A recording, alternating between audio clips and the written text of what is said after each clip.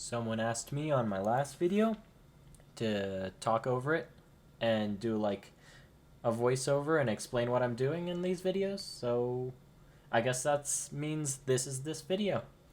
Enjoy. Okay, the two tools you'll need for this is a switch puller and a keycap puller, and they come with the GK61. Okay, next up is the switches. This is very easy since this is a hot swappable keyboard or PCB, and all you have to do is make sure the pins are facing towards you while putting them in this, and if you bend them, just bend them right back, and that's pretty simple. All you have to do is put all the switches in. Okay, now that you got your switches in, this is literally the easiest part. You just put the keycaps on, and it's done. That's how easy this keyboard is. That's why I love it.